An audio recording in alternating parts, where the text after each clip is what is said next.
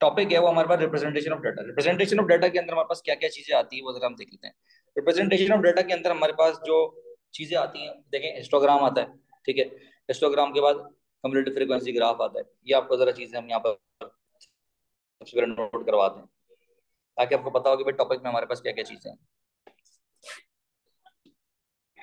देखिए जी, हमारे पास cumulative frequency होगी, ठीक है, ग्राफ होगा उसका। अच्छा, इसके अंदर भी दो चीजें हैं। एक हमारे पास ग्राफ से डाटा निकालना होता है, ठीक है, और एक हमारे पास होता है कि ड्रॉ करना होता है ग्राफ। तो दूसरा हमारे पास हिस्टोग्राम होता है।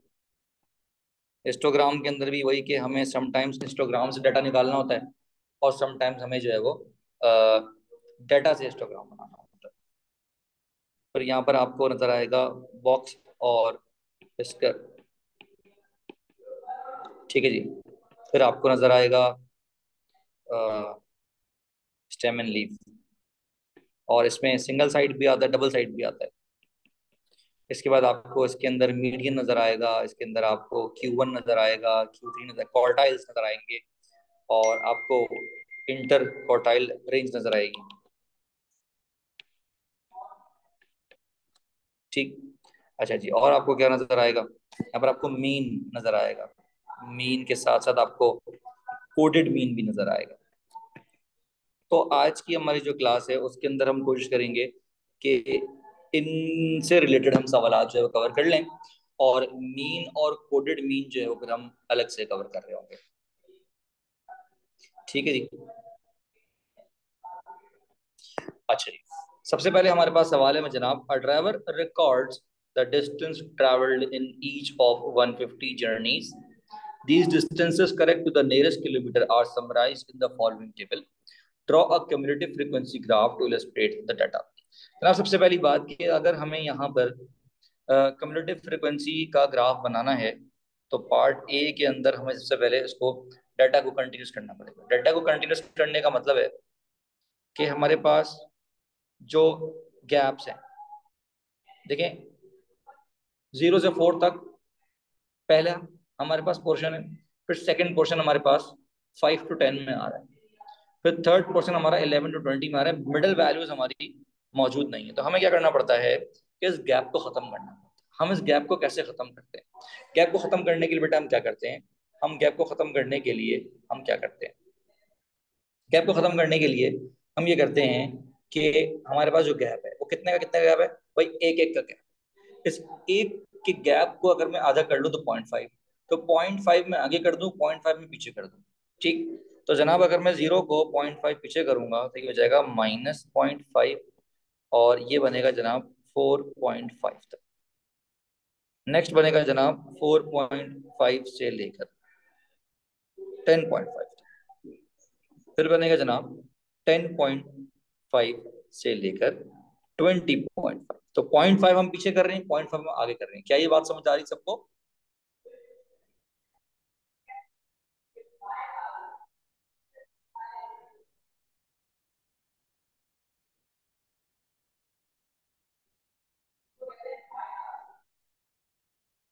इसी तरीके से हमारे पास अगला जो है वो 20.5 से लेकर 30.5 तक, और फिर 30.5 से लेकर 40.5 तक, और फिर 40.5 से लेकर 60.5 तक हमारे पास मौजूद होगा। जनाब ये हमने इसको डिफरेंट कर लिया। जनाब इसके अंदर हमारे पास जो वैल्यूज गिवन है ऑलरेडी वो हमारे पास लिखी हुई हैं, 12, 16, 32, 66, 24। ये हमारे पास एक पर्टिकुलर इंटरवल के लिए उन्होंने हमें बताया है। तो पर्टिकुलर इंटरवल के लिए जब उन्होंने बताया है तो कम्युलेटिव का मतलब होता है सारा कंबाइंड। तो जनाब हम यहाँ पर जब वैल्यूज लेंगे तो किस तरीके से लेंगे कि हम यहाँ पर लिखेंगे लेसर देन 4.5 के लिए अलग, लेसर देन 10.5 के लिए अलग। अब हम फाइनल वैल्यू लिखेंगे, हम लिखेंगे जनाब लेसर देन 20.5 के लिए, लेसर देन 30.5 के लिए, लेसर देन 40.5 के लिए, और लेसर देन 60.5 के लिए। तो जनाब हमारे पास लेसर देन 0.5 के लिए हमारे पास सिर्फ और सिर्फ 12 वैल्यूज। ठीक हो गया जी। उसके बाद लेसर देन 10.5 का मतलब भी ये दोनों दोनों कंबाइन कर देंगे हम कि भाई 10.5 से कम हमारे पास कितनी वैल्यूज है। तो जनाब 10.5 से हमारे पास कितनी वैल्यूज हैं? 28 वैल्यूज हैं। फिर इन सबको प्लस कर लें, जनाब ये बन जाएंगी 60। फिर आप इन सबको प्लस कर लें, ये हो जाएंगी 126। फिर आप इसको प्लस कर लें तो जाएगा 146। और जनाब ये आ गया 150। क्या यहाँ तक बात समझ आ गई आपको? मसला है इसमें?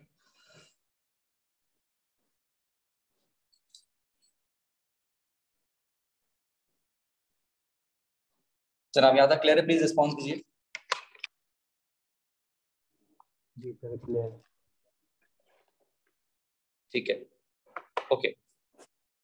अब हमें इसकी प्लॉटिंग करनी है। अब प्लॉटिंग किस तरीके से होती है जनाब? ये जो वैल्यूज हैं हमारी, ये प्लॉट होती हैं एक्स पे, और ये वाली जो वैल्यूज है ये हमारे प्लॉट होती हैं वाई पे।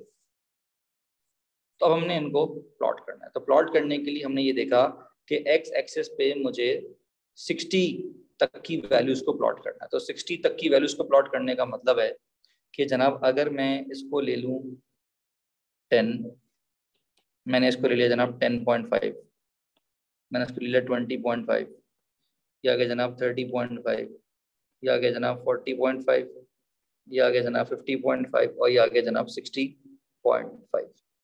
ठीक हो गया जी। 0.5 इसलिए ले रहा हूँ क्योंकि मेरे पास जो वैल्यूज हैं एक्स की वो 0.5 के हिसाब से, तो मैंने उसको 0.5 के हिसाब से कर लिया।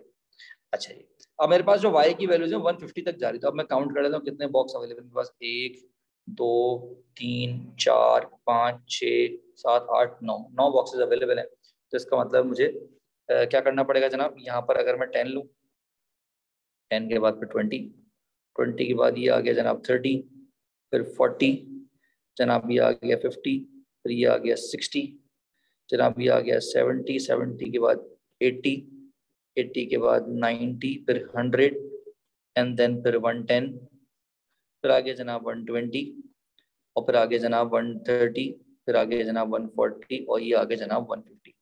अब हमें इनकी मार्किंग करनी। तो इनकी मार्किंग करने के लिए जनाब पहली वैल्यू 4.5 पर है जो कि 12 पे लगी हुई है। तो जनाब 4.5 का मतलब है कि यहाँ इसके हिसाब से बात हो रही है। तो 4.5 पे हमें लगाना है 12। तो जनाब 4.5 पे मैंने जनाब यहाँ पर 12 मार्क कर दिया। और आपको ये क्रॉस लगाना है, ये आपने डॉट नहीं लगाना, क्रॉस लगाना है। ठीक हो गया जी। तो जनाब 4.5 के हिसाब से मैंने वैल्यू लगा दी, और वो किस पे लगा दी? वो लगा दी मैंने जनाब 12 के ऊपर। ठीक हो गया जी। उसके बाद जनाब मेरी जो अगली वैल्यू है वो लग रही है 10.5 पे, और वो है जनाब 28। तो जनाब 10.5 पे अब मुझे मार्क करना है 28। जनाब 10.5 पे मैंने मार्क कर दिया 28। क्या ये बात समझ आ रही सबको? उसके बाद जनाब क्या होगा? 10.5 के बाद उन्होंने हमसे कहा है जनाब आप लेके जाओ 20.5, और 20.5 पे हमें लगानी है 60। तो 20.5 पे जनाब अब हम मार्क करेंगे 60, जो कि हमारे पास सीधा सीधा यहाँ मार्क हो जाएगा। क्या ये बात यहाँ तक बात क्लियर है सबको? ठीक हो गया जी। फिर 30.5 पे 126 है, फिर 30.5 पे 126 है, 30.5 पे जनाब 126 है जनाब, ये हमने लगा दिया मार्क। उसके बाद जनाब हमारे पास जो मार्क है वो किस पे है? वो है जनाब 40.5 पे 146। 40.5 पे हमारे पास है 146। तो जनाब ये हमने उसके हिसाब से लगा दिया। और फिर उसके बाद हमारे पास 60.5 पे लास्ट वैल्यू है जो कि 150 पे है, तो ये हमने मार्क कर लिया। यहाँ तक बात समझ आ गई सबको? अब जनाब अब आपने यहाँ से स्मूथ कर्व बनाना है, और स्मूथ कर्व होना जरूरी है आपका। अगर आपका कर्व स्मूथ नहीं है तो आपको मार्क्स तो मिले ना मिले, लेकिन आपके आंसर सही नहीं आएंगे। तो जनाब आपने स्मूथ कर्व बनाना है।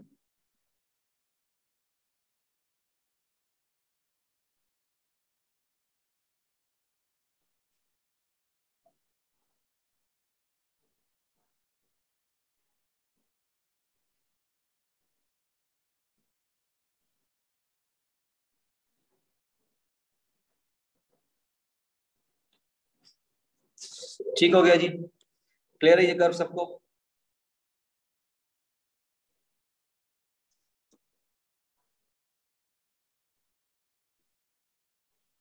ये अब्दुल कौन है जिन्होंने ज्वाइन किया है, प्लीज आइडेंटिफाई करें अपने आप को। पेपर में ग्राफ पेपर मिलता है, बिल्कुल मिलता है। अब्दुल प्लीज रिस्पॉन्ड कीजिए आप। Can we join dots with straight line? No, it's a curve, it's a curve. ठीक है जी, ग्राफ पेपर आपको सिमिलर मिलता है, एग्जैक्टली सेम तो नहीं होगा, इस जैसे ही मिलता है। और पहले ग्राफ पेपर मिलता था, अब तो आपको कॉपी के अंदर बना हुआ मिलता है, अलग से ग्राफ पेपर नहीं होता। अब्दुल बेटा प्लीज रिस्पॉन्ड। अच्छा जी, अब इसका जो नेक्स्ट पार्ट है वो हमसे कहता है कि for 30% of these journeys the distance travelled is d kilometre और मोर। तो 30% का मतलब है कि अगर हम 30% की बात करें तो 70% वो होंगे। अच्छा, ये वो हैं जो मोर देन d हैं, और 70% वो हो जाएंगे जो लेसर देन d हो, क्योंकि टोटल बनता है बेटा 100%। तो अगर 70% वो हैं, 30% वो हैं जो मोर देन डी है, तो इसका मतलब है 70% वो होंगे बेटा जो लेसर देन डी होंगे। तो 70% का मतलब है कि अगर हम 70% निकालें, टोटल नंबर ऑफ वैल्यूज है हमारे पास 150, इसका मतलब है 105 की बात हो रही है। तो इसका मतलब बेटा 105 पे हमें एक अदद लाइन प्लॉट करनी पड़ेगी।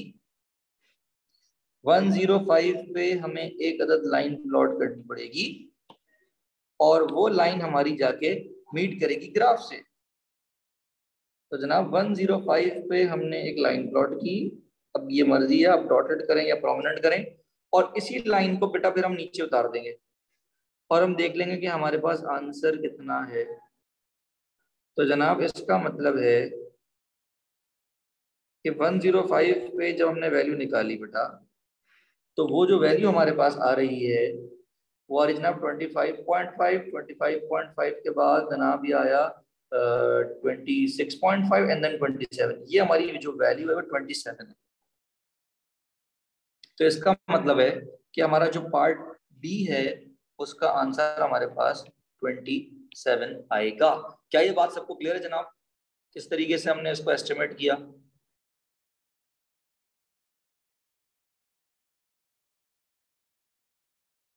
जी बच्चों, क्लियर है सबको ये बात?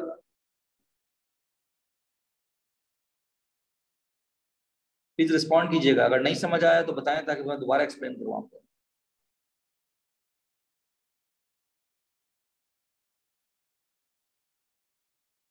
ठीक है जी, आगे चलते हैं नेक्स्ट क्वेश्चन पे।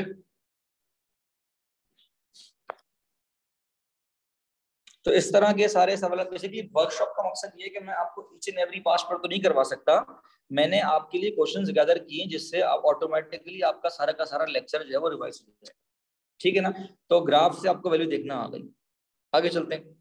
अब क्वेश्चन में मैंने आपको कहा था कि एक दफा ग्राफ बनाने को आएगा और एक दफा ग्राफ से चीजें निकालने को आएगा। अब जो मैंने सवाल आपके लिए चूज किया है वो ऐसा है जिसके अंदर सवाल में हमें ग्राफ गिवन है। अगर the Heights in centimeter of 160 sunflower plants were measured. The results are summarized on the following cumulative frequency curve. Use the graph to estimate the number of plants which heights less than 100. तो इसका मतलब हमें वो height ढूंढनी, हमें height अगर 100 दी, तो height अगर 100 दी हुई तो बेटा इसका क्या मतलब है कि 100 पे हमें एक अदद लाइन ड्रॉ करनी पड़ेगी। तो बेटा 100 हमारा 120 और ये इसके बीच में हमने 100 पे एक अदद लाइन ड्रॉ कर दी, और वही लाइन पर हमने यहाँ पर खींच देनी है। तो हमें पता ही चला कि जनाब ये कहाँ पर आ रहा है, ये आ रहा है जनाब 60 पे। तो इसका मतलब है पहले पार्ट का हमारा जो आंसर आएगा बेटा वो 60 आएगा। क्या ये बात क्लियर है? उन्होंने लेसर देन के लिए कहा है। अगर इसी तरीके से वो ग्रेटर देन के लिए कहते, मिसाल के तौर पे अगर वो कहते जनाब कि आप हमें बताओ कि जी ग्रेटर देन 100 सेंटीमीटर वाले कितने होंगे, तो इसका मतलब फिर हम क्या करते, फिर हम टोटल में से 60 को माइनस कर देते। क्या ये बात क्लियर है सबको?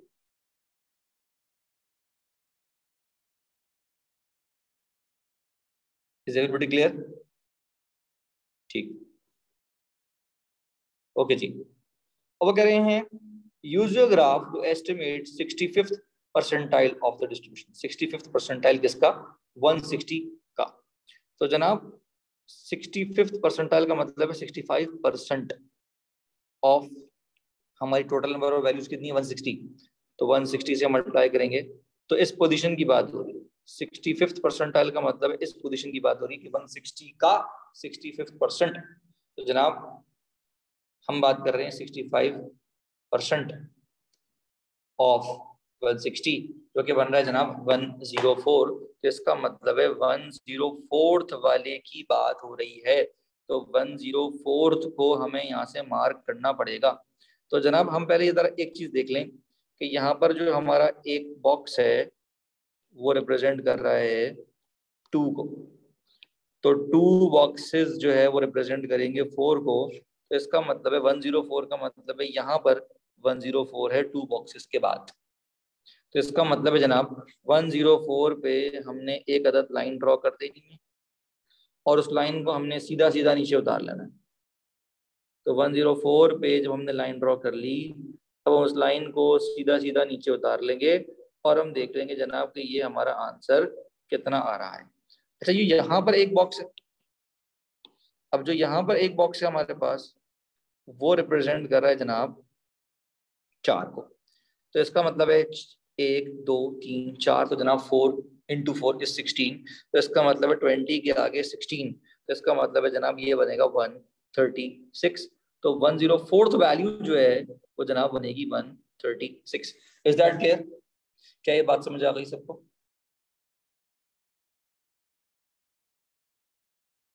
प्लीज रिस्पॉन्ड कीजिए, क्या ये बात समझ आ गई सबको? ठीक हो गया जी। किसी को कोई कंफ्यूजन हो प्लीज हाथ के हाथ पूछ लीजिएगा। नेक्स्ट में कह रहे हैं use a graph to estimate the inter quartile range. जनाब इंटर क्वार्टाइल रेंज क्या होती है? इंटर क्वार्टाइल रेंज होती है जनाब Q3 माइनस Q1। Q3 का मतलब होता है 75th वैल्यू और जनाब ये होती है 25th वैल्यू। तो 75% अगर हम 160 का निकालें तो जनाब ये बनेगी कौन सी वैल्यू? ये बनेगी 120th वैल्यू। तो 120th वैल्यू में से मुझे माइनस करनी है जनाब 40th वैल्यू। तो जनाब यहाँ पर मैं 120th वैल्यू भी निकालूंगा और मैं 40th वैल्यू भी निकालूंगा और उसके बाद दोनों को माइनस कर दूंगा। तो जनाब 120th वैल्यू भी निकालूंगा। तो जनाब 120th वैल्यू यहाँ पे मैंने क्या किया 120 के ऊपर ग्राफ के ऊपर लाइन रख के बना दी और फिर उसी को मैंने नीचे उतार लेना है। तब जब मैं इसको नीचे उतारूंगा जनाब, जब मैं इसको नीचे उतारूंगा ये बीच में आ रही है। तो 160 से कितना पीछे? 2.5 बॉक्सेस पीछे। तो इसका मतलब है जनाब ये हो गया 150 क्योंकि एक बॉक्स जो है वो 4 का था। तो 4 and 2 जनाब एक बॉक्स 4 का था तो 4 and 2 जनाब ये 10 पीछे हो गया मैं। तो इसका मतलब 150 हो गया। तो जनाब जो 120th वैल्यू है वो बन गई जनाब 150। अब 40th वैल्यू ढूंढनी। 40th वैल्यू के लिए जनाब ग्राफ से हम बनाएंगे 40 पे एक लाइन और जनाब उसको बनाने के बाद हम उसको नीचे उतार लेंगे। तो जनाब हमने जब इसको नीचे उतारा तो ये हमारे पास जो वैल्यू आ रही है ये आ रही है जनाब 76। तो इसका मतलब है जनाब 150 में से हमें 70 को माइनस किया तो इंटर क्वार्टाइल रेंज हमारे पास 74 आ गई है। क्या ये बात सबको क्लियर है बेटा? तो मसला बेटा इसमें सबको समझ आ गई यहाँ तक?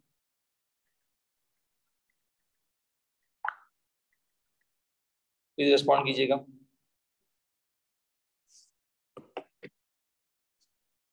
ओके जी, आगे चलते हैं। चलो, the heights in centimeters of the 11 basketball players in each of 2 clubs, Amazons and the Giants, are shown below. State an advantage of using stem and leaf diagram compared to a box whisker plot. देखिए stem and leaf diagram से आपको ज्यादा picture clear होगी। Box and whisker के अंदर आप सिर्फ क्या कर रहे होते हो? आप सिर्फ लोअर क्वार्टाइल, अपर क्वार्टाइल, मीडियन, सिर्फ ये शो कर रहे होते हैं। ठीक है, तो जनाब पार्ट ए में हमसे कह रहे हैं स्टेट एंड एडवांटेज, वो मैंने आपको बता दिया कि एडवांटेज क्या है। Represent the data by drawing back to back stem and leaf. Back to back stem and leaf का मतलब है कि हमें, होल्ड कीजिएगा, अच्छा जी, अब देखें back to back stem and leaf में वो क्या कह रहा है कि Amazons on the left hand side. तो इसका मतलब है जनाब कि हमें अमेज़न्स जो है वो आपको लेफ्ट हैंड साइड पे दिखाने हैं, तो ऑब्वियस सी बात है कि राइट हैंड साइड पे आपको फिर जाइंट्स दिखाने पड़ेंगे। अच्छा, बीच में क्या आएगा जनाब? बीच में आपका बनता है स्टेम। देखिए लीफ पे ना हमेशा, लीफ पे हमेशा आती है बेटा यूनिट वैल्यू। ठीक, लीफ पे हमेशा आपको दिखानी होती है यूनिट वैल्यू। तो यूनिट वैल्यू हमारे पास क्या है वो तो हम बाद में दिखाएंगे, लेकिन अब अगर मैं 5 को छोड़ दूं 20 रह गया, 8 को छोड़ दूं 19 रह गया, 1 को छोड़ दूं 18 रह गया, 2 को छोड़ दूं 18 रह गया, तो ये जो वैल्यूज हैं ये हमारे पास बीच में लिखी जाती है। तो इसका मतलब है जनाब कि मैं जो बीच में लिखूंगा तो मैं क्या क्या लिखूंगा? मैं 20, 17, 19, 18 और 21 और 17 और ठीक है। तो जनाब इसका मतलब सबसे पहली वैल्यू मेरे पास 17 लिखी जाएगी, फिर उसके बाद मैं 18 लिखूंगा, फिर उसके बाद 19 लिखूंगा, फिर 20 लिखूंगा और 21 लिखूंगा। क्या इसके अलावा कोई वैल्यू है भाई? अब इसके अलावा कोई वैल्यू है हमारे पास?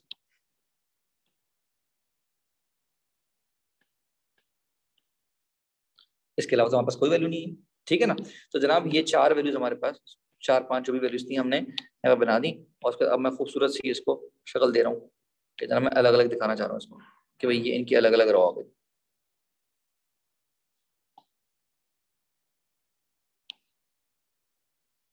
अच्छा जी, अब मुझे क्या करना है जनाब?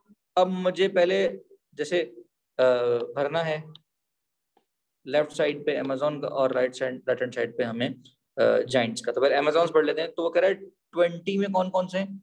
17 वाले देख लीजिए पहले। 17 में कौन है भाई? 17 में हमारे पास सिर्फ एक आ रहा है 8। तो इसका मतलब है कि 17 वाले में मैं सिर्फ एक लिख दूंगा 8। फिर 18 वाले में देख लें, 18 वाले में हमारे पास कौन कौन है? 18 वाले में जनाब हमारे पास 18 का 1 है, 18 का 2 है और 18 का 4 है। तो 18 का 1, 2 और 4, कोशिश करेंगे इसको आप ऑर्डर में लिखें। जनाब आपने 18 के अंदर 1 लिख दिया, 2 लिख दिया, 4 लिख दिया, ठीक। उसके बाद हमारे पास अमेजोन्स को हम देख रहे थे, हम 19 में देखेंगे। तो 19 में जनाब कौन है? 19 का 0 है, 19 का 6 है और 19 का 8 है। तो 0, 6 और 8 जनाब 19 के अंदर हमने लगा दिया 0, 6 और 8। फिर आ जाते हैं हम 20 में। जनाब 20 में कौन है हमारे पास? 20 में 1 है, 20 में 2 है, 20 में 5 है और 20 में हमारे पास कोई भी नहीं है। तो 20 का 1, 2 और 5। जनाब 20 के अंदर हमने लिख दिया 1, 2 और 5। और 21 पे अगर हम आ जाए तो 21 का हमारे पास सिर्फ एक ही है जो कि 5 है। अब गिनती कर लें, पूरे होने चाहिए। 11 है और हमारे पास जो गिवन वैल्यूज थी वो भी नंबर ऑफ वैल्यूज 11 ही थी। अब जाइंट्स को पढ़ लेते हैं। जाइंट्स में हमारे पास 17 के अंदर जनाब और कोई नहीं, एक ही है 5। जनाब 18 के अंदर हमारे पास वैल्यूज जो है वो क्या है? 2, 4, 7, 9 है। तो जनाब यहाँ पर आ गई 2, 4, 7 और 9। फिर नेक्स्ट हमारे पास जो वैल्यू है जनाब वो क्या है? 19 में है। 19 में क्या है जनाब? 2, 3, 5, 5, 5, 2, 3, 5, 5, 5। और जनाब फिर 20 के अंदर हमारे पास एक ही वैल्यू है जो कि 4 है। क्या ये बात सबको समझ आ रही है? क्लियर जनाब? अब हमसे कह रहे हैं इंटर क्वार्टाइल रेंज निकाले आप जो कि हाइट से अमेजॉन्स की। तो अब इंटर क्वार्टाइल रेंज आप स्टेम एंड लीफ डायग्राम से भी निकाल सकते हैं, अदरवाइज आप इसको अरेंज करके भी लिख सकते हैं। तो आसानी ये होती है कि आप इसको अरेंज करके लिख लें। तो जनाब अगर मैं अमेजॉन्स को अरेंज करके लिख लूँ तो जनाब मेरे पास 178, फिर 181, फिर 182, फिर 184, फिर 190, फिर 196, फिर 198, फिर 201, फिर 202, फिर 205 और फिर 215। जनाब अगर हमें मीडियन ढूंढना है, पहले हम मीडियन ढूंढेंगे। मीडियन ढूंढने का मतलब है कि 11 वैल्यूज हैं, तो 11 का मतलब है कि जो फर्स्ट हाफ है हमारे पास वो बनेगा इन 5 वैल्यूज का, और जो सेकंड हाफ है हमारे पास वो बनेगा इन 5 वैल्यूज का। तो ये हमारे पास आ गई जनाब मीडियन वैल्यू। अब जो पहला हाफ है उसमें मिडिल वैल्यू देख लें तो वो हमारा Q1 है, और जो दूसरा हाफ है उसकी मिडिल वैल्यू देख लें तो वो हमारा Q3 है। तो जनाब इंटर क्वार्टाइल रेंज जैसा कि आपको पता है होती है जनाब Q3 माइनस Q1, तो जनाब हो जाएगा 202 माइनस 182, तो इंटर क्वार्टाइल रेंज हमारे पास बनेगी 20। क्या ये बात समझ आ गई सबको? कोई मसला है इसमें? क्लियर है जी?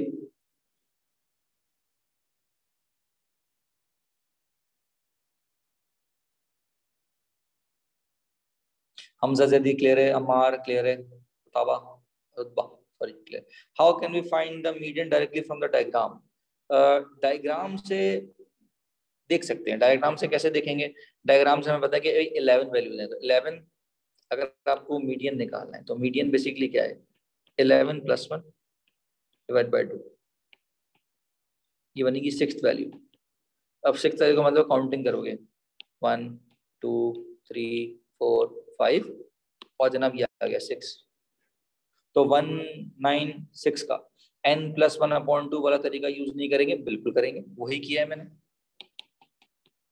समझ आ गई ये बात? तो जनाब मीडियन के लिए आप जो यूज करेंगे तरीका वही है जनाब n+1/2। ठीक हो गया जी? स्टेम एंड लीफ का मतलब है आपके पास डाटा इतना बड़ा नहीं होता, डाटा आपके पास छोटा होता है, तो आप इस तरह लाइन से बना के भी कर सकते हैं और n+1 वाले तरीके से भी कर सकते हैं। Stem, sir stem and leaf के लिए की नहीं लिखते? बिल्कुल लिखते हैं, हमें बतानी पड़ती है कि नौशी पे आ रहा था अभी। तो जनाब जैसे अगर मैं यहाँ लिख दूँ 8 17 5, तो मैं यहाँ बता दूंगा कि भाई ये 178 है फॉर अमेजॉन्स, ये मैं की बता रहा हूँ, और ये 175 है फॉर जाइंट्स। तो मैंने क्या करना होता है, कोई भी एक एग्जांपल यहाँ से उठानी होती है, कोई भी एक वैल्यू उठा ली, मैंने पहली वैल्यू उठा ली, तो मैंने 8 के साथ 17 लिखा, 17 के साथ 5 लिखा, और मैंने बता दिया कि 178 जो है वो अमेजॉन्स का है और 175 जो है वो जाइंट्स का। ये हमारी की बन गई। क्या ये बात क्लियर हो गई सबको?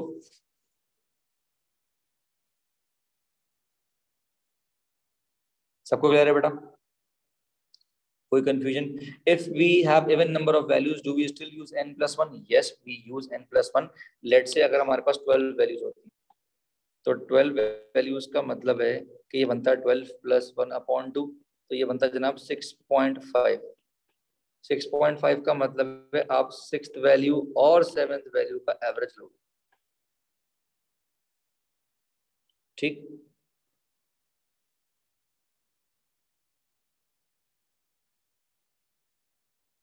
ओके आगे चलते हैं जनाब। अब हमें हिस्टोग्राम शो करना है। हिस्टोग्राम शो करने के लिए सबसे पहले मेक श्योर करें कि आपके पास जो डाटा है वो आपका कंटिन्यूस होना चाहिए, गैप्स नहीं होने चाहिए। तो आपने देखा कि हाँ भाई गैप्स तो नहीं। अब हमारे पास क्या क्या होना चाहिए जनाब? हमारे पास क्लास विड्थ होनी चाहिए। क्लास विड्थ से क्या मुराद है जनाब? हमारे पास 0 से लेकर जो 10 तक था, फिर 10 से लेकर 20 तक था, फिर 20 से लेकर 40 तक था, फिर 40 से लेकर 60 तक था, और जनाब फिर 60 से लेकर 100 तक था। तो जनाब वो इसकी पूछ रहे हैं कि क्लास विड्थ की अगर हम बात करें, जनाब पहली जो क्लास विड्थ है हमारे पास 0 से लेकर 10 तक, इसकी जो विड्थ है वो 10 है।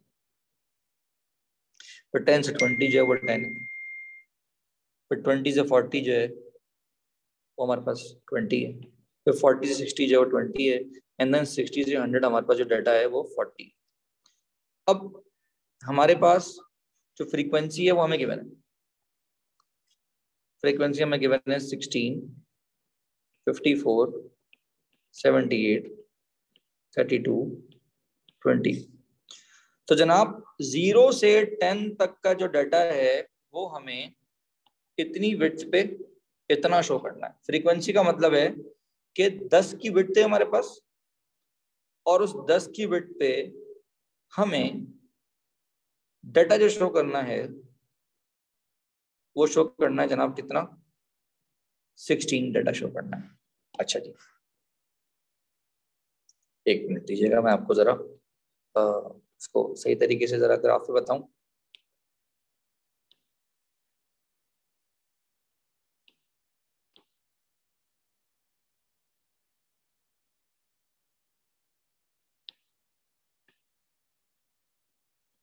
जनाब ये हमने बना दिया एक्स एक्सिस, जिस पे हम अपनी क्लास विड्थ शो करेंगे, और जनाब ये हमारी आ गई फ्रीक्वेंसी डेंसिटी कि जनाब एक यूनिट पे मुझे कितना फ्रीक्वेंसी इस्तेमाल हो रही है। देखिए 0 से 10 तक की जो विड्थ थी उसके अंदर हमें जो बेसिकली डाटा शो करना है वो 16 का डाटा शो करना है। तो इसका मतलब है डाटा डिस्ट्रीब्यूट होगा कि भाई 0 से 10 तक ना, तो 0 से 10 तक की विड्थ में हमें 16 का डाटा शो करना है। तो इसका मतलब है कि मैं यहाँ पर निकालूंगा फ्रीक्वेंसी डेंसिटी। फ्रीक्वेंसी डेंसिटी क्या होती है जनाब? फ्रीक्वेंसी डेंसिटी ये होती है कि जो मुझे ये बताती है कि मैं पर यूनिट कितना डाटा शो करूंगा। तो अगर मुझे 10 पे 16 का डाटा शो करना है तो एक पे कितना शो करूंगा, तो 16 डिवाइड बाय 10 कर दूंगा मैं। तो इसका मतलब है एक पे मुझे 1.6 शो करना है। ना 54 को मैं डिवाइड कर दूंगा 10 से, तो इसका मतलब है एक पे मुझे 5.4 शो करना है।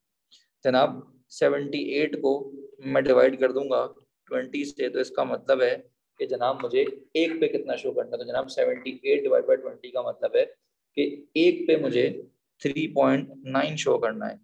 जनाब 32 डिवाइड बाई 20 का मतलब है एक पे मुझे 1.6 शो करना है।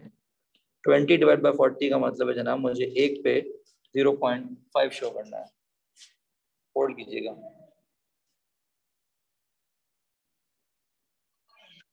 अच्छा भाई, अब हमारे पास जो फ्रीक्वेंसी डेंसिटीज तो आ गई, तो ये बात आपको समझ आ गई कि हमें फ्रीक्वेंसी डेंसिटी पे क्या करना होता है।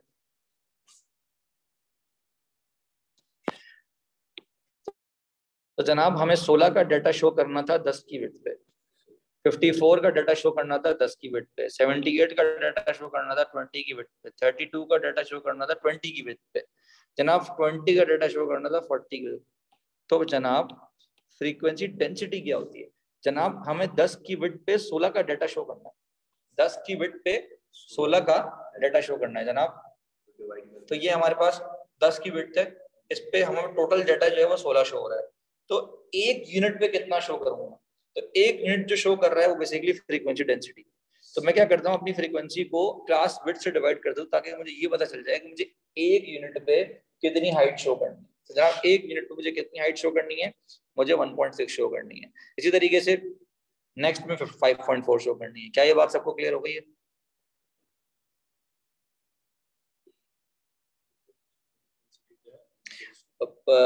Frequency per unit with. क्या ये बात सबको क्लियर हो गई है? अमार, हमजा, उमर, रुतबा, ठीक है। अच्छा मैं जरा इसका ग्राफ पेपर चेंज करूं।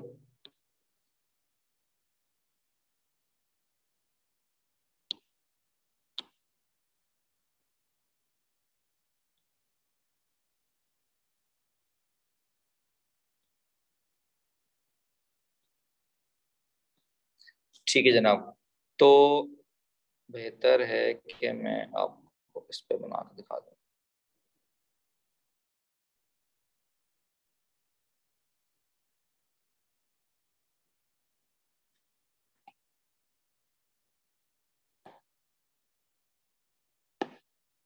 हाँ जी, तो हमारे पास जो एक्स एक्सिस है, ये हमारे पास एक्स एक्सिस, इस पे हमने विड्थ शो करनी थी। तो विड्थ हमारे पास कितनी थी जनाब? विड्थ हमारे पास थी जनाब, पहले 10 थी, फिर 10 थी, 10 10 20 20 40। तो जनाब 0 से 100 तक की हमें शो करनी है।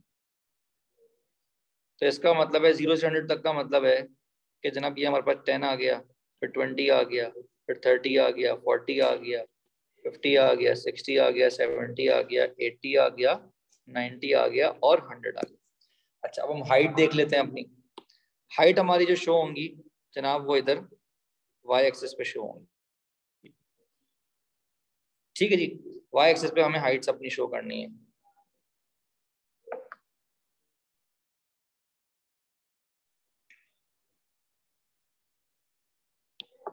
तो अब हम हाइट जो हमारे पास जो हाइट है मैक्सिमम कितनी है जनाब? मेरे पास जो मैक्सिमम हाइट है वो आ रही जनाब कितनी? वो 5.4 हाईएस्ट आ रही है मेरे पास। तो इसका मतलब है कि मैं यहाँ पर जो मार्किंग करूंगा वो कैसे करूंगा जनाब? इसको मैं ले लेता हूँ 1, फिर इसको 2, फिर इसको 3, फिर इसको 4, इसको 5 और इसको फिर 6 ले लेता हूँ। ठीक है। अच्छा, आपके पास जितनी जगह हो आप उतने हिसाब से ले लेना। ठीक है, ये तो अभी मेरे पास ग्राफ नहीं गिवन, आपको पेपर में ज़ाहिर है आपको ग्राफ गिवन होगा और उसी के मुताबिक आप फिर डिसाइड कर लोगे यार मुझे छोटे बॉक्स लेने बड़े बॉक्स लेने हैं। ठीक है, तो हमारे पास जो पहली विड्थ है वो 0 से 10 तक की थी। अब आपने बनाने हैं बेटा खूबसूरत से स्क्वायर बनाने हैं। तो जनाब आपका जो पहला स्क्वायर बनेगा वो आपका बनेगा 0 से 10 का और उसकी हाइट आपने रखनी है 1.6। तो 0 से 10 का आपका बनेगा बॉक्स और उसकी हाइट रहेगी 1.6। हाइट फ्रीक्वेंसी डेंसिटी जो हम निकाल चुके हैं अभी। हमने फ्रीक्वेंसी डेंसिटी निकाली है ना, ये हमारी हाइट है क्योंकि पर यूनिट विड्थ पे मुझे कितना डाटा शो करना है वो मेरा हाइट है। ठीक है जनाब, तो 0 से 10 तक का मैं जो डाटा शो करूंगा उसकी हाइट रखूंगा 1.6। तो जनाब 1.6 की हाइट पे मैंने 0 से 10 तक का एक टावर बना दिया। क्या ये बात समझ आ गई सबको?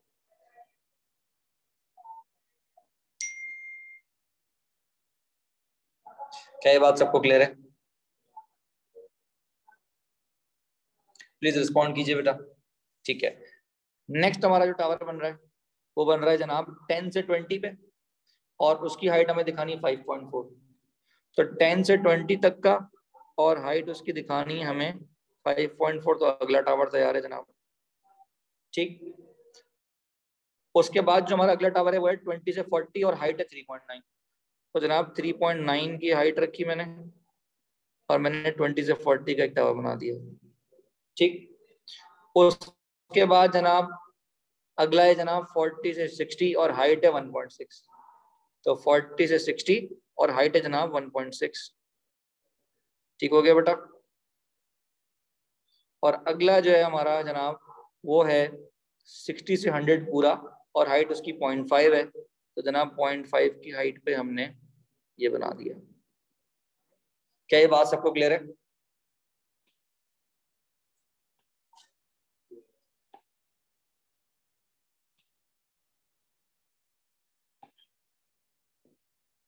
हाँ भाई बच्चों क्लियर है?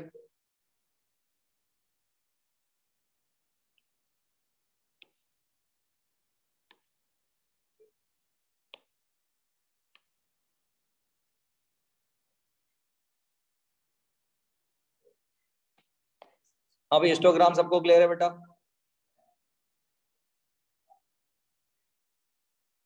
ठीक हो गया। नेक्स्ट पार्ट क्या करें? Calculate an estimate of the mean, जो कि हम नेक्स्ट क्लास में कल करेंगे। Greatest possible value of the interquartile range. देखो इंटरक्वार्टाइल रेंज क्या होती है मैं बता चुका हूँ, दोबारा बताता हूँ जनाब। इंटरक्वार्टाइल रेंज होती है 75th value minus 25th value. अब हमारे पास जो टोटल लोग हैं वो कितने हैं जनाब? 200 हैं। तो 200 प्लेयर्स हैं हमारे पास। 200 प्लेयर्स का अगर मैं 75th निकालूं तो जनाब वो बनेगा 150th और जनाब जो 25th वैल्यू वो बनेगी 50th। ठीक है जनाब, तो 150th value minus 50th value. IQ mean नहीं होगा इंटरक्वार्टाइल नहीं। आप क्या कह रहे हैं बेटा हसनैन? आपकी बात ही समझो। इंटरक्वार्टाइल रेंज मांग रहे हैं, उसका मीन से कोई ताल्लुक नहीं है बेटा। इंटरक्वार्टाइल रेंज होती है Q3 माइनस Q1। Q3 होता है बेटा 75% ऑफ द डाटा और Q1 होता है 25% ऑफ द डाटा। ठीक है,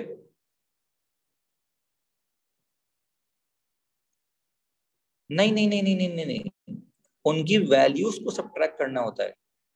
इन इनको सब्ट्रैक्ट नहीं कर सकते हम, 150 और 50 को सब्ट्रैक्ट नहीं कर सकते, उनके जो आंसर्स आएंगे उनको सब्ट्रैक्ट करना होता है बेटा हमें, जैसे हमने यहाँ किया था ऊपर कि उस पे जो वैल्यू पड़ी हुई है उसको सब्ट्रैक्ट करते हैं ना बेटा हम, उनकी पोजीशंस को थोड़ी सब्ट्रैक्ट करते हैं। ठीक है, अच्छा अब हमें ढूंढनी है 150th वैल्यू। तो 150th का मतलब है जनाब, अगर मैं यहां पर देखूं तो 16 था, तो इसका मतलब है कि यहां तक कितनी वैल्यूज थी 16, यहां तक कितनी हो गई 70, क्योंकि 54 प्लस 16। अब 70 में 78 ऐड कर दें तो कितने हो गई जनाब 148 हो गई, फिर 148 में मजीद ऐड कर दें तो 180 हो गई, और यहाँ पहुंचने के बाद 200 हो गई। तो अब आप मुझे बताएं कि जो 150th वाली वैल्यू है वो इस वाले इंटरवल में लाई करेगी 40 to 60 वाले में। तो जनाब 150th वाली जो वैल्यू है, 150th वाली जो वैल्यू है वो 40 to 60 के दरमियान है, और जो 50th वाली वैल्यू है, जो 50th वाली वैल्यू है वो कहाँ पर है बेटा 10 से 20 वाले इंटरवल में है। क्या ये बात समझ आ गई आपको? तो जनाब ये तो 10 to 20 वाले इंटरवल में, क्या ये बात समझ आ गई आपको? तो इसका मतलब है 150th वैल्यू जो है वो 40 से 60 वाले इंटरवल में है, और 50th वैल्यू जो है वो 10 से 20 वाले इंटरवल में है। क्या ये बात सबको क्लियर हो गई?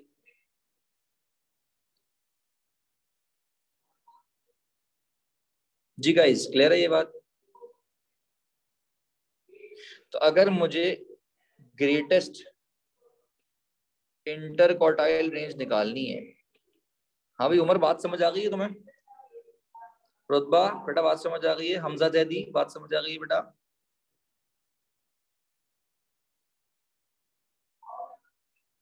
तो अगर मुझे ग्रेटेस्ट इंटर क्वार्टाइल रेंज चाहिए तो मैं यहां से सबसे बड़ी वैल्यू लूंगा और उसमें से माइनस करूंगा सबसे छोटी वैल्यू। तो सबसे बड़ी वैल्यू में से सबसे छोटी वैल्यू माइनस करूंगा तो मेरे पास जो आंसर है वो सबसे बड़ा आएगा। तो 60 में से 10 माइनस करूंगा तो आंसर 50 आएगा। ठीक है, और अगर मुझसे मांगी जाए लोएस्ट IQR, तो इसका क्या मतलब होगा कि सबसे छोटी वैल्यू में से मैं सबसे बड़ी वैल्यू माइनस करूंगा ताकि डिफरेंस मेरा बहुत ही छोटा है, क्योंकि इंटर क्वार्टाइल रेंज तो डिफरेंस है ना बेसिकली Q1 और Q3 का। तो Q1 की वैल्यू मैक्सिमम कितनी हो सकती है 20 हो सकती है, और Q1 की जो मिनिमम वैल्यू है वो 10 हो सकती है। बेसिकली यहाँ पर से मुझे मिल रही है मिनिमम और मैक्सिमम वैल्यू किसकी Q1 की, यहाँ से मुझे क्या मिल रही है मिनिमम वैल्यू और मैक्सिमम वैल्यू किसकी Q3। तो सबसे बड़ी वैल्यू में से सबसे छोटी वैल्यू को माइनस करूंगा तो डिफरेंस मेरा बड़ा आएगा, और सबसे छोटी वैल्यू में सबसे बड़ी वैल्यू माइनस करूंगा तो डिफरेंस मेरा छोटा आएगा। क्या ये बात समझ आ गई कि डिफरेंस छोटा और डिफरेंस बड़ा कैसे आएगा? क्लियर है बच्चों? हमार बेटा क्लियर है? हमजा जैदी क्लियर है बेटा? रुतबा बेटा क्लियर है? राहिम बेटा क्लियर है?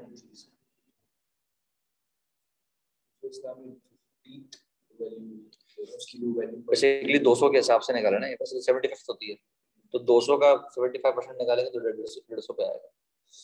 ठीक है बेटा, क्लियर है? कैन आई मूव ऑन बेटा? क्या ये बात सबको क्लियर है? आगे चल सकता हूँ मैं? जनाब अभी क्वेश्चन में वो हमसे कह रहे हैं कि draw back to back stem and leaf diagram to represent this information with lake view on the left hand side, find the interquartile ranges thrown by 11 peoples. ये अभी आपको मैंने सवाल करवाया है बिल्कुल ऐसे ही, तो प्रैक्टिस के लिए आपके पास क्वेश्चन है कि मैंने अभी आपको जाइंट्स और अमेजोन्स वाला जो सवाल कराया, यहाँ पर भी 11 चीजें थी और उसमें हमने back to back stem and leaf बनाया था, अभी भी आपको back to back stem and leaf बनाना है। तो मेरा ख्याल है यहाँ पर जो आपको क्वेश्चन नंबर 2 शो हो रहा है बड़े आराम से आप कर सकते हैं। ये वाले सवाल की बात कर रहा हूँ, ये आप सवाल आराम से कर सकते हैं। ठीक है भाई, क्या मैं आगे चल सकता हूँ? जनाब क्या मैं आगे चल सकता हूँ? ठीक है, होल्ड कीजिएगा जरा।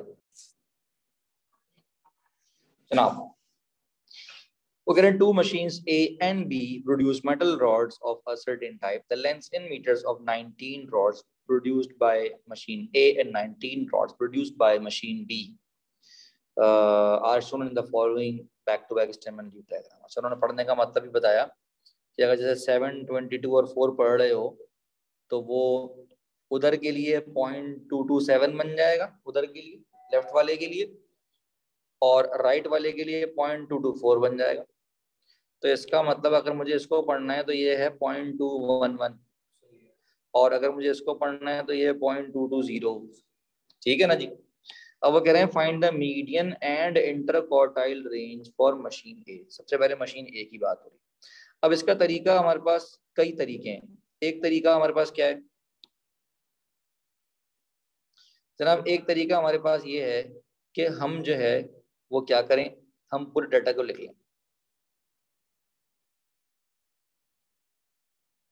तो हम जनाब यहाँ पर क्या करते हैं, पूरे डाटा को लिख लेते हैं। तो जनाब हमने लिखा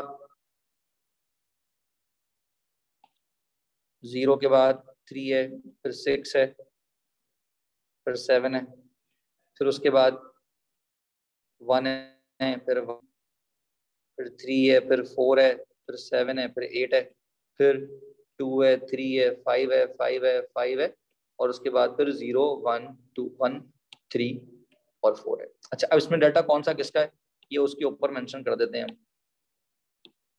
जनाब ये जो हमारे पास डाटा था ये 22 का था, ये 23 का था, ये 24 का था, और ये हमारे पास 25 का था। अब हमें मीडियन ढूंढना है। मीडियन कैसे निकलता है जनाब, मीडियन निकलता है जनाब n+1। तो जनाब 19+1/2। तो जनाब ये कौन सी पोजीशन बनेगी, ये बनेगी 10th पोजीशन। तो जनाब 10th पोजीशन का मतलब है कि 1, 2, 3, 4, 5, 6, 7, 8, 9, 10। 10th वैल्यू ढूंढ लिया हमने जनाब। तो जनाब n+1/2 पोजीशन होती है मीडियन की। तो जनाब इसका मतलब है इससे पहले जो भी डाटा है वो हमारा फर्स्ट हाफ कहलाएगा, और इसके बाद जो भी डाटा है वो हमारा सेकंड हाफ कहलाएगा। तो जनाब मीडियन तो हमारा सीधा सीधा कंफर्म हो गया कि 10th वैल्यू थी। तो 10th वैल्यू किसकी थी जनाब, 10th वैल्यू हमारे पास कौन सी थी, 10th वैल्यू ये रही, ये हमारा मीडियन है। तो ये 23 का 8, ये बन जाएगा 0.238। मीडियन सबको क्लियर है, मीडियन सबको क्लियर है बेटा, मीडियन सबको क्लियर है बेटा, प्लीज रिस्पॉन्ड कीजिए जल्दी। ओके जी। अब जो पहला हाफ है उसकी मिडिल वैल्यू देख लो। तो ये मेरा जो पहला हाफ है मैंने इसकी मिडिल वैल्यू देख ली। तो कितनी वैल्यूज है इसमें, 9 है। तो 9 में मिडिल वैल्यू कौन सी होगी, 5th होगी। तो ये मेरा आ गया जनाब Q1। और जनाब इनकी मिडिल वैल्यू देख ली तो ये मेरा क्या होगा, Q3। मतलब टोटल का अगर मैं बिल्कुल मिडिल देखूंगा तो मीडियन हो जाएगा, पहले हाफ का मिडिल देखूंगा तो वो Q1 हो जाएगा, दूसरे हाफ का मिडिल देखूंगा तो वो Q3 हो जाएगा। तो जनाब Q1 की जो वैल्यू है जनाब वो है 0.231। क्यों, क्योंकि वो 23 के 1 में पड़ा हुआ है। और जनाब जो Q3 होगा बेटा वो Q3 कितना हो जाएगा, 0.245।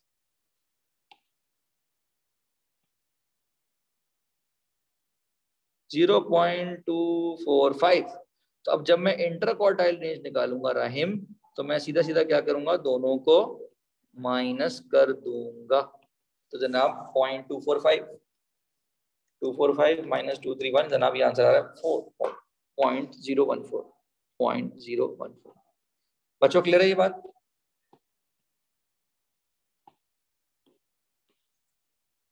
जी बेटा प्लीज रिस्पॉन्ड कीजिए, क्या ये बात समझ आ गई सबको, क्लियर है जी।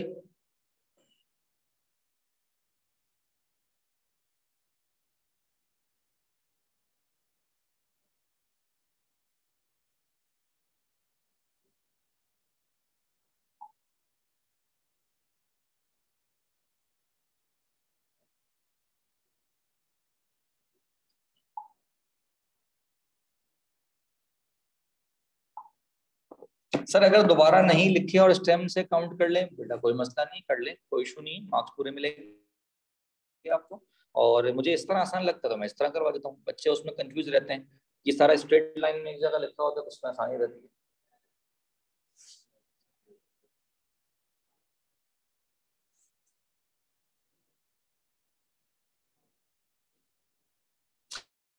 ठीक है जी, आगे चलते हैं जनाब। नेक्स्ट वो क्या कह रहे हैं, the mathematics and English A level marks of 1400 pupils all taking the same examination are shown in the cumulative frequency graph. Both examinations are marked out of 100. Use suitable data from these graphs to compare the central tendency and spread of the marks in mathematics and English. देखो हमें क्या क्या चीजें चाहिए होंगी जनाब, हमें चाहिए होगी इनिशियल वैल्यू, हमें चाहिए होगी जनाब Q1 की वैल्यू, हमें चाहिए होगी जनाब Q3 की वैल्यू, हमें चाहिए, क्योंकि हमें कंपेयर करना है। वो कह रहे डाटा कंपेयर करो, तो हमें क्या चाहिए, हमें चाहिए मीडियन वैल्यू, हमें चाहिए Q3 की वैल्यू और हमें चाहिए फाइनल वैल्यू। तो जनाब इनिशियल वैल्यू तो हम देख के बता देते हैं भाई। इंग्लिश की इनिशियल वैल्यू कितनी है, 20 है। 1 2 3 4 5 6 7 8 9 10, ठीक हो गया जी। इनिशियल वैल्यू इंग्लिश की 20 है और मैथ्स की जो है हमेशा 0। बच्चे कम पढ़ा, मैथ में जो हाईएस्ट मार्क्स है जनाब वो हमारे पास कितने हैं जनाब, वो आ रहे 98। मैथ्स के हमारे पास जो आखिरी आंसर है हाईएस्ट वो 98 है। सॉरी मैथ्स की बात हो रही है, जस्ट अ मिनट।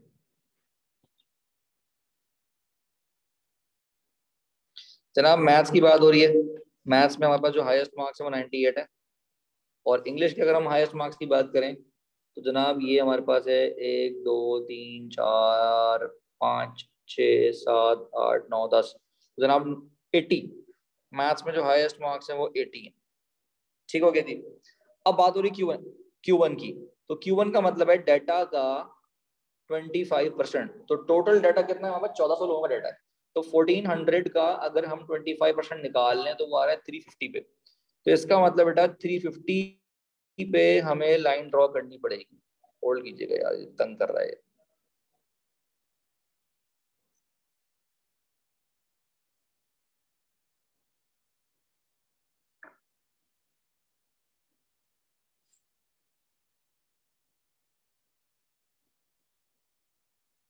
तो जनाब 1400 का हम अगर निकाल लें 25% तो वो बनेगा 350 पे। तो जनाब 350 पे मैंने लाइन ड्रॉ करनी है, तो जनाब 350 पे मैंने लाइन ड्रॉ करनी है और इस लाइन को नीचे उतार लेना है। तो मेरे पास क्या आ जाएगा बेटा, Q1 आ जाएगा। तो मेरे पास बेटा मैथ्स का भी Q1 आ गया और मेरे पास जो कि इंग्लिश है उसका भी Q1 आ गया। तो जनाब इसका आ रहा है मेरे पास 12, 11 नहीं 12 है, एक बॉक्स दो का है ना। तो जनाब ये आ गया 12 और ये आ गया 42। मीडियन निकाल लेते हैं, मीडियन निकलेगा 1400 के हाफ पे। तो जनाब इसका मतलब है 700, 700 पे हम लाइन बनाएंगे और उसको हम नीचे उतार लेंगे। तो जनाब 700 पे हमने नीचे उतार लिया, तो जनाब ये तो सीधा सीधा 40 आ गया और इसको हम नीचे उतारेंगे तो कितना आ गया जनाब, ये 55। तो इंग्लिश का आ रहा है जनाब 55 और जो हमारे पास मैथ्स है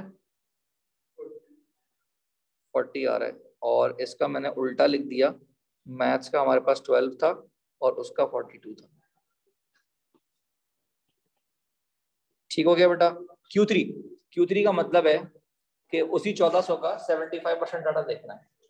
1400 का 75% का मतलब है 1050। तो 1050 पे अब लाइन बनाई जाएगी। हाँ भी बच्चों बात समझ आ रही है क्या कर रहा हूं मैं। तो 1050 पे हमने जो है वो फिर लाइन नीचे उतार लेनी है। ये आगे जनाब 62, तो इंग्लिश का आ रहा है 62 और मैथ्स का आ रहा है 80। तो इंग्लिश का आ रहा है 62 और मैथ्स का आ रहा है 80। अब वो कह रहा है कि इसको कंपेयर करो, तो कंपेयर करने का मतलब ये है कि हमारा जो मैथ का डाटा है वो ज्यादा स्प्रेड है, जो इंग्लिश का डाटा है वो कम स्प्रेड है। तो जनाब ये हमारा जो इंग्लिश का डाटा है ये स्प्रेड कम है, मैथ का डाटा ज्यादा स्प्रेडेड है, 0 से लेकर 98 तक जा रहा है। फिर Q1 से Q3 तक का जो डाटा होता है बेटा वो होता है 50%। तो 50% लोगों का जो आंसर आया, जो मार्क्स आए हैं वो मीडियन से करीब करीब, जबकि यहाँ पर जो 50% का डाटा है वो हमारा मीडियन से बहुत दूर दूर है। तो सेंट्रलाइज्ड डाटा अगर हम कहें कि सेंटर ओरिएंटेड डाटा अगर हम कहें तो वो इंग्लिश का है, और लेस सेंटर ओरिएंटेड डाटा जो है वो मैथ का है। बात समझ आ गई है बच्चों? क्लियर है बेटा ये कंपैरिजन? प्लीज रिस्पॉन्ड कीजिए, क्लियर है बेटा? ठीक है जी जनाब। there are 900 students in a certain year group, an identical puzzle is given to each student and time taken।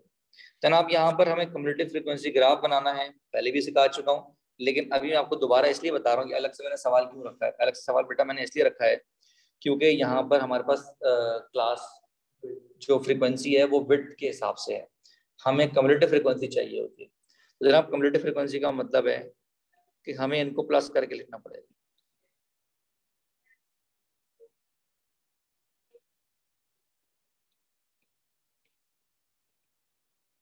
तो जनाब हमें इनको प्लस करके लिखना पड़ेगा। तो इसका मतलब है कि t lesser than equal to 3 के लिए अलग, t lesser than equal to 4 के लिए अलग, t lesser than equal to, क्योंकि हमें तो कम्युलेटिव का मतलब है उससे पिछला सारा लेना होता है। ये सिर्फ क्या कह रहा है 3 से 4 तक का, जबकि हमें क्या चाहिए होगा शुरू से 4 तक का। तो जनाब इसीलिए हम यहाँ पर डाटा को जो है वो कम्युलेटिव बना रहे हैं। क्या ये कम्युलेटिव बनाने में कोई मसला बेटा आप लोगों को?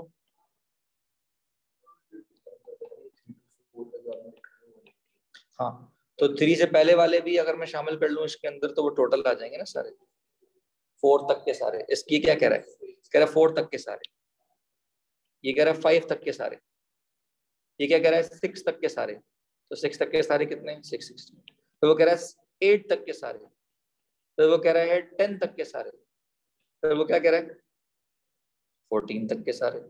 बात समझ आ रही? तो हमारे पास जो टी है ये कहाँ पे स्केच होगा, प्लॉट होगा एक्स एक्सिस पे, और कम्युलेटिव फ्रीक्वेंसी कहाँ पे प्लॉट होगी, वाई एक्सिस पे। और उसके बाद वो क्या मांग रहे हैं बेटा हमसे, मीडियन मांग रहे हैं। तो मीडियन का मतलब है तुम किस पे निकालोगे, हाफ ऑफ द डाटा। तो इसका मतलब है 450th वैल्यू तुम देखोगे फ्रॉम ग्राफ।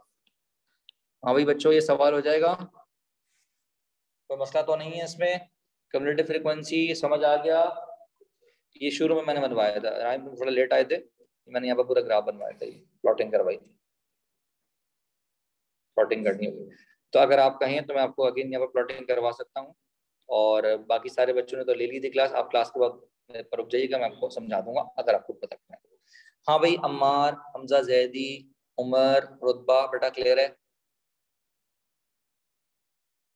सर दोबारा बना दें, ठीक है बेटा। 3 के ऊपर मुझे 120 को प्लॉट करना है।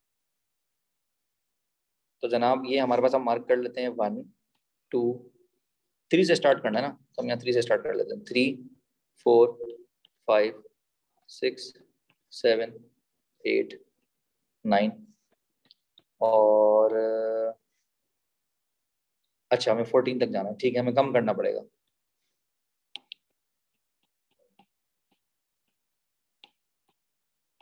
तो हम इसको कर लेते हैं ऐसे 0 1 2 3 4 5 6 7 8, अच्छा 14 तक करना है, सॉरी यार। इसको हम कर लेते हैं 3 4 5 6 7 8 9 10 11 12 13 14, ठीक है भाई। और यहाँ पे हमें 900 शो करना है। तो ये आ गया जनाब 100, फिर आ गया जनाब 200, फिर आ गया जनाब 300, फिर आ गया जनाब 400, फिर आ गया जनाब 500, फिर आ गया जनाब 600, फिर आ गया जनाब 700, फिर आ गया जनाब 800 और ये फाइनल वैल्यू आ गई हमारे पास 900। अब हम प्लॉटिंग करेंगे। प्लॉटिंग कैसे करेंगे बेटा? जनाब पहली प्लॉटिंग होगी 3 के ऊपर 120, तो 3 के ऊपर हमें प्लॉटिंग करनी 120 की, तो 3 के ऊपर हमें प्लॉटिंग करनी है 120 की। तो जनाब ये हमारे पास हो गई 3 के ऊपर 120 की प्लॉटिंग, 3 के ऊपर सॉरी 120 की प्लॉटिंग करनी थी, कर दी। ठीक हो गया जी। फिर 4 पे कितनी करनी है? 4 पे करनी है बेटा 300 की प्लॉटिंग। ठीक, तो 4 पे हमें करनी है 300 की प्लॉटिंग, तो 4 पे हम लेगा 300। फिर हमारे पास 5 पे कितनी है? 500, तो 5 पे जनाब 500 करनी है, तो 5 पे हम ले आए 500। फिर उसके बाद 6 पे 660, 6 पे 660, तो 650 और ये 660, तो हमारे पास 120 था। सही बनाया मैंने, बिल्कुल ठीक है, ठीक हो गया जी। अब उसके बाद हमारे पास कौन सी वैल्यू है? फिर 8 के ऊपर 770, फिर 8 के ऊपर 770 हमें मार्क करना है, तो 770 का मतलब है जनाब ऊपर से हम 4 छोड़ देंगे,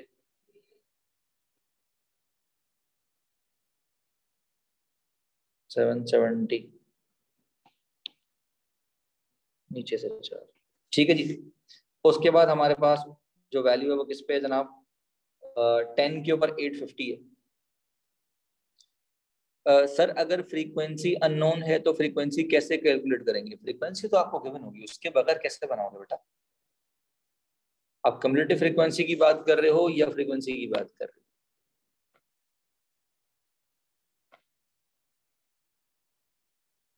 फ्रीक्वेंसी तो गिवन होगी यार, उसके बगैर थोड़ी होगा। ठीक है। अच्छा, अब हमारे पास 10 पे हमें 850 मार्क करना है, तो 10 पे हमने मार्क करना है 850, तो जनाब ये हमारे पास 10 पे मार्क हो गया 850। और उसके बाद 14 पे हमें मार्क करना है 900, तो ये हमने मार्क कर दिया। ठीक हो गया बेटा राइम? अब हमें क्या करना है जनाब? स्मूथ प्यारा खूबसूरत कर्व बनाना है हमें। फ्री हैंड कर, इतना फ्री कैसा लग रहा हो कि बने ही ना। देखो बन नहीं रहा उससे।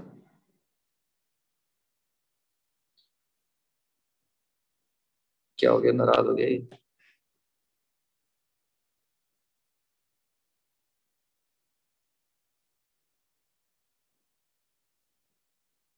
हाँ देखो खराब हो गया।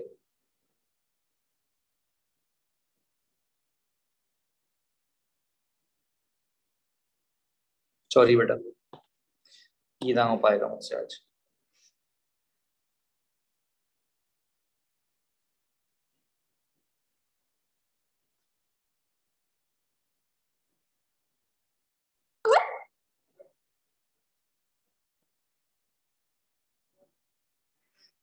ठीक हो गया बेटा? समझ आ गया? फ्री हैंड कर। सर खूबसूरत नहीं बना तो बेटा फिर मार्क्स खूबसूरत नहीं आएंगे तुम्हारे।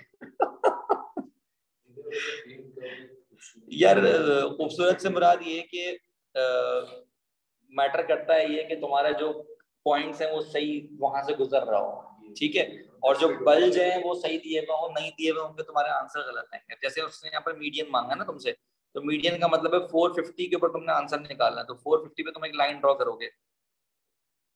तो अगर तुमने सही नहीं बनाया हुआ ग्राफ तो तुम्हारे पास ये मीडियन सही नहीं आएगा, समझे? तो 450 पे जब तुम लाइन बनाओगे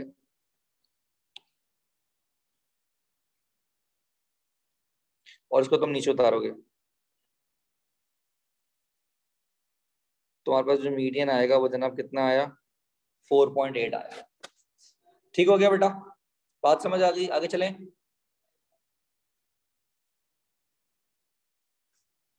क्लियर है बच्चों? आगे चलते हैं।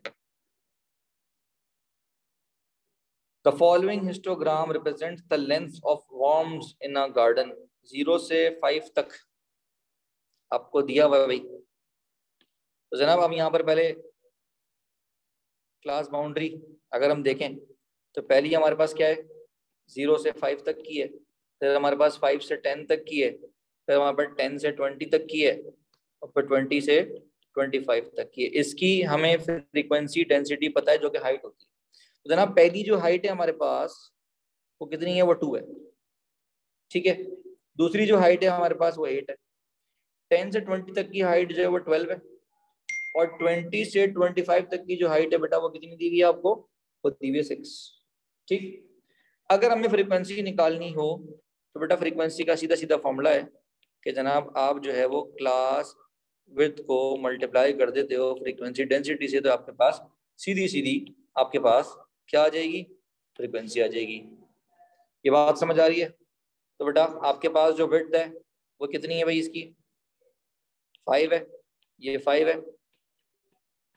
ये कितनी है 10 है, ये कितनी है 5। तो जनाब 0 से 5 तक की विड्थ हो गई 5, 5 से 10 तक की हो गई 5, 10 से 20 हो गई 10, और 20 से 25 हो गई जनाब 5। तो जनाब 5 2s are 10, 5 8s are 40, 10 into 12 are 120, और जनाब 5 into 6 आर 30।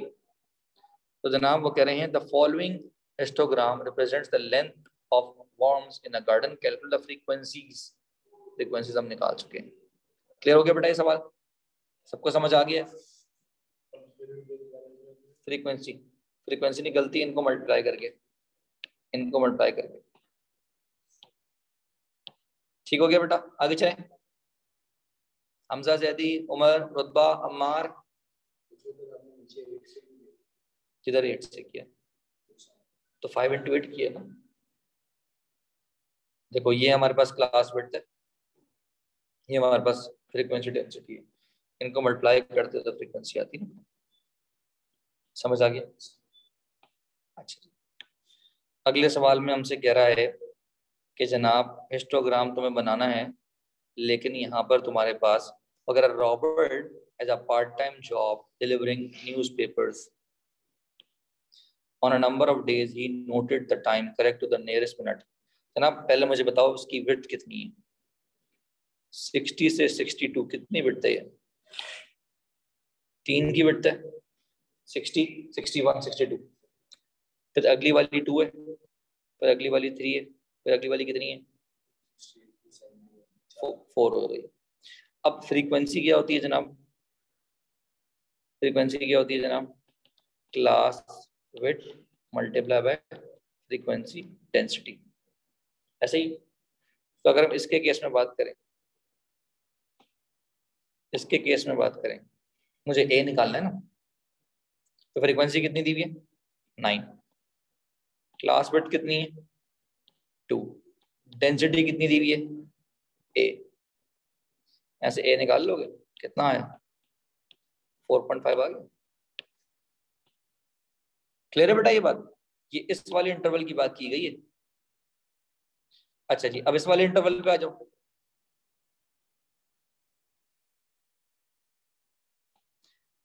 इस वाले इंटरवल में क्या दिया हुआ जनाब, फ्रीक्वेंसी दी हुई है बी,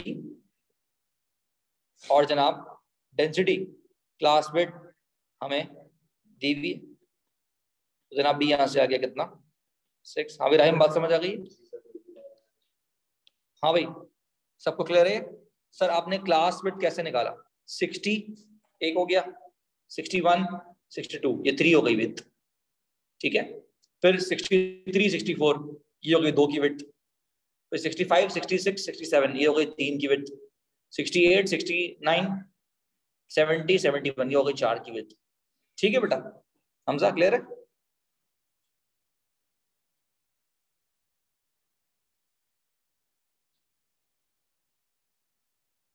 ओके, हिस्टोग्राम बनाना है, हिस्टोग्राम मैं आपको बनाना सिखा चुका हूँ। तो जनाब ये थी हमारे पास आज S1 की वर्कशॉप, जिसके अंदर हमने रिप्रेजेंटेशन ऑफ डाटा को कवर किया है। और जैसा कि आपसे मैंने वादा किया था कम्युलेटिव फ्रीक्वेंसी का मैं ग्राफ करवा दूंगा, आपको मैंने करवा दिया। देखिए एक बात को समझें, वर्कशॉप का मकसद जो है वो टॉपिक रिवाइज करवाना है, ठीक है। देखिए आप